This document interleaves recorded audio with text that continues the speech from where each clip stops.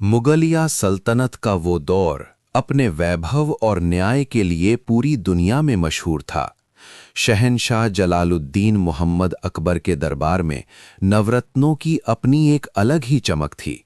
लेकिन उन सभी रत्नों में जो सबसे अधिक दैदीप्यमान था वो थे बीरबल।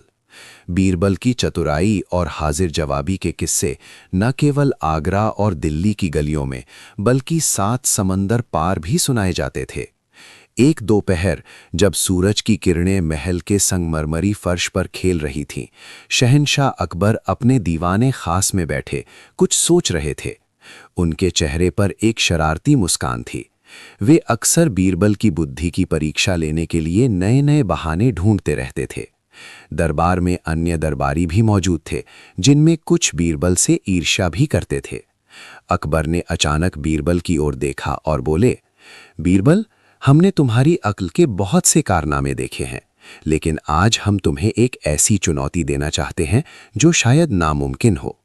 बीरबल ने झुककर अदब से कहा, जहां पनाह, खुदा की इनायत और आपकी प्रेरणा हो तो कुछ भी नामुमकिन नहीं है। हुक्म कीजिए, गुलाम क्या खिदमत कर सकता है। अकबर की आंखों में चमक आई और उन्होंने कहा, बीरबल, हम तुम्हें शाही अस्तबल से 100 हाथी देना चाहते हैं।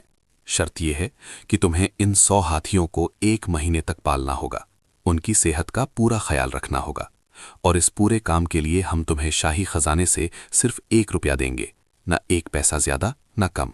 अगर 1 महीने बाद ये हाथी कमजोर पाए गए या इनमें से किसी की भी सेहत खराब हुई तो तुम्हें सजा भुगतनी होगी। क्या तुम ये चुनौती स्वीकार करते हो? दरबार में सन्नाटा छा गया। दरबारी एक दूसरे का मुंह ताकने लगे। 1 रुपए में 100 हाथी पालना, ये तो सरासर असंभव था। एक हाथी का 1 दिन का खाना ही सैकड़ों रुपयों का होता है, तो 100 हाथियों का 1 महीने का खर्च तो हजारों लाखों में जाएगा। मुल्ला दो प्याजा और अन्य दरबारी मन ही मन खुश हो रहे थे कि आज तो बीरबल फंस गए, आज उनकी चतुराई धरी की धरी रह जाएगी। लेकिन बीरबल के चेहरे पर शिकन तक न आई। उन्होंने मुस्कुराते हुए कहा, जहां पनाह, मुझे आपकी ये चुनौती मंजूर है। आप मुझे 100 हाथी और वो 1 रुपया दे दें। 1 महीने बाद मैं इन हाथियों को आपके सामने पेश करूंगा। अकबर ने तुरंत हुक्म दिया और शाही अस्तबल से 100 सबसे तंदुरुस्त हाथी बीरबल के हवाले कर दिए गए। बीरबल ने वो 1 रुपया अपने हाथ में लिया और हाथियों को लेकर महल से निकल गए। शहर के लोग हैरान थे कि बीरबल इन हाथियों का क्या करेंगे। बीरबल हाथियों को लेकर शहर के सबसे अमीर व्यापारियों और उन लोगों के पास पहुंचे जिनके पास बड़े बड़े बगीचे और खेत थे। बीरबल ने शहर में मुनादी करवा दी कि शहंशाह के शाही हाथी अब आम जनता की सेवा के लिए उपलब्ध है। बीरबल ने एक योजना बनाई। उन्होंने उन व्यापारियों से संपर्क किया जिनके गोदामों में अनाज सड़ रहा था या जिनके बगीचों में घास और पेड़ पौधे इतने ज्यादा बढ़ गए थे कि उन्हें कटवाने के लिए मजदूरों को पैसे देने पड़ते थे। बीरबल ने उनसे कहा, देखिए, ये शाही हाथी हैं। अगर आप इन्हें अपने बगीचों में चढ़ने देंगे तो आपकी फालतू घास और झाड़ियां साफ हो जाएंगी और बदले में आपको मजदूरों को पैसे नहीं देने पड़ेंगे। साथ ही शाही हाथियों का आपके दरवाजे पर होना आपके रुतबे को भी बढ़ाएगा। लोग खुशी खुशी तैयार हो गए। बीरबल ने हाथियों को अलग अलग समूहों में बांट दिया। कुछ हाथियों को मंदिर और मस्जिद के बाहर खड़ा किया गया, जहां श्रद्धालु उन्हें श्रद्धा भाव से फल और गन्ना खिलाते थे। कुछ हाथियों को उन जमींदारों को दे दिया गया जिन्हें भारी सामान ढोना था। जमींदारों को काम के लिए हाथी मिल गए और बदले में वे हाथियों के चारे और गन्ने का इंतजाम कर देते थे। यही नहीं, बीरबल ने शहर के हलवाइयों और गन्ने के रस बेचने वालों से भी बात की।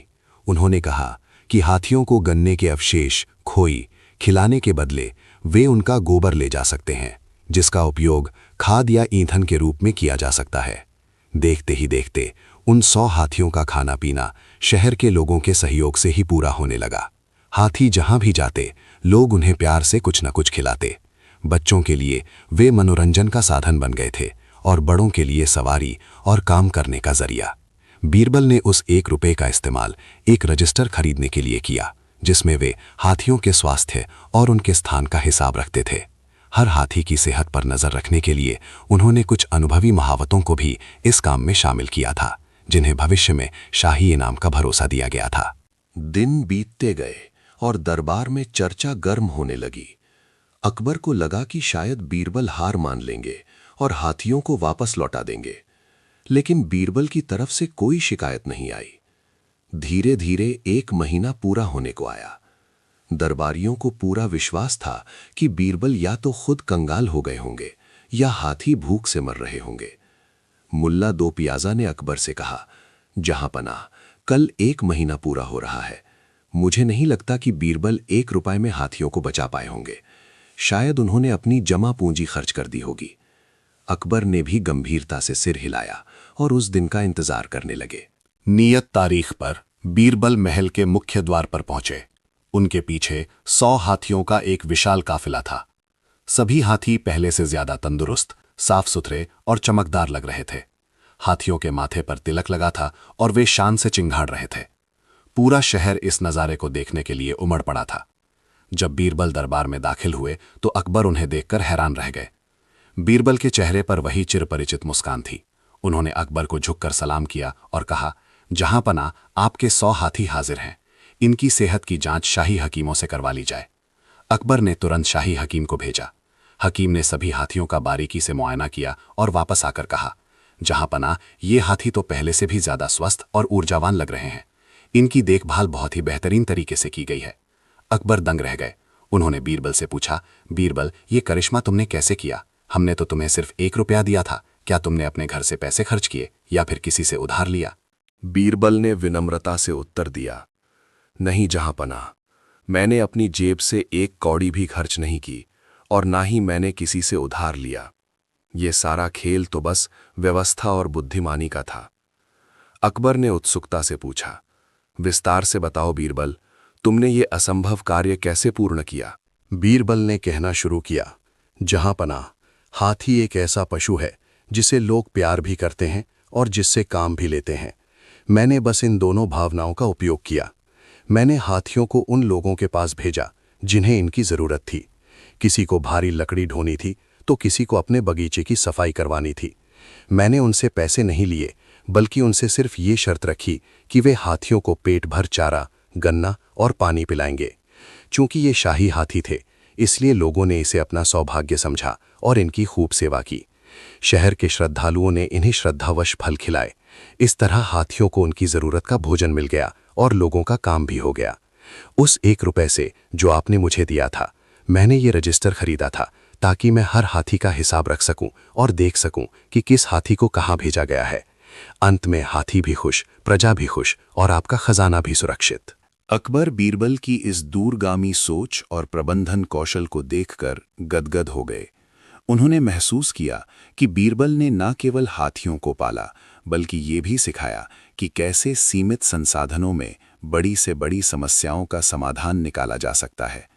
अकबर अपनी गद्दी से उठे और बीरबल को गले लगा लिया। उन्होंने कहा, बीरबल, तुम्हारी बुद्धि का कोई सानी नहीं है। तुमने साबित कर दिया कि दिमाग और सूझबूझ से नामुमकिन को भी मुमकिन बनाया जा सकता है। अकबर ने बीरबल को 1000 स्वर्ण मुद्राएं इनाम में दी और उन सभी महावतों को भी पुरस्कृत किया जिन्होंने इस कार्य में बीरबल की मदद की थी। दरबार में मौजूद ईर्ष्यालु दरबारी एक बार फिर शर्मिंदा होकर सिर झुकाए खड़े थे। उन्हें समझ आ गया था कि बीरबल की जगह लेना किसी के बस की बात नहीं है। बीरबल ने एक बार फिर अपनी चतुराई से न केवल शहंशाह का दिल जीत लिया था, बल्कि पूरी सल्तनत को अपनी बुद्धिमत्ता का कायल बना दिया था। इस घटना के बाद अकबर अक्सर कठिन से कठिन प्रशासनिक समस्याओं को बीरबल के पास ले जाते थे और बीरबल हमेशा अपनी अनोखी शैली में उनका समाधान निकाल लेते थे।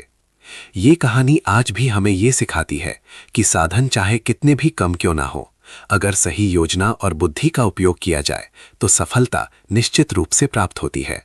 अकबर और बीरबल की ये जुगलबंदी सालों साल चलती रही और उनके किस्से इतिहास के पन्नों में अमर हो गए। बीरबल की इस जीत ने यह भी संदेश दिया कि राजा का धन और शक्ति तभी सार्थक है जब वो प्रजा की भलाई और बुद्धिमान परामर्शदाताओं के सहयोग से चले। आगरा के किले की दीवारें आज भी शायद बीरबल के उन ठहाकों और अकबर के उन जटिल सवालों की गवाह हैं जिन्होंने मिलकर भारतीय लोक कथाओं को एक अमूल्य खजाना दिया है। बीरबल का वो 1 रुपया और 100 हाथी आज भी एक मिसाल के तौर पर याद किए जाते हैं, जो हमें याद दिलाते हैं कि समस्याओं का हल अक्सर हमारे आसपास ही होता है, बस उसे देखने के लिए एक पारखी नज़र की ज़रूरत होती है। शहंशाह अकबर ने उस शाम एक जश्न का आयोजन किया। उस जश्न में बीरबल की इस उपलब्धि की जमकर तारीफ हुई। बीरबल ने उस शाम एक और बात कही जो शहंशाह के दिल को छू गई। उन्होंने कहा, जहांपनाह, हाथी की ताकत उसकी सूंड में होती है, लेकिन उसकी दिशा महावत तय करता है। ठीक उसी तरह एक साम्राज्य की ताकत उसकी जनता और संसार। शहंशाह अकबर ने उस शाम एक जश्न का आयोजन किया। उस जश्न में बीरबल की इस उपलब्धि की जमकर तारीफ हुई। बीरबल ने उस शाम एक और बात कही जो शहंशाह के दिल को छू गई। उन्होंने कहा, जहांपनाह, हाथी की ताकत उसकी सूंड में होती है, लेकिन उसकी दिशा महावत तय करता है। ठीक उसी तरह एक साम्राज्य की ताकत उसकी जनता और संसाधन होते हैं, लेकिन उनकी दिशा एक न्यायप्रिय राजा और उसकी सही सोच तय करती है। अकबर ने मुस्कुराते हुए कहा, और उस सही सोच के पीछे तुम जैसा वजीर होना जरूरी है। रात की चांदनी में महल की मीनारें चमक रही थीं और दूर कहीं हाथियों की चिंगाड़ सुनाई दे रही थी, जो शायद अपनी आज़ादी और बीरबल की बुद्धिमानी का जश्न मना रहे थे।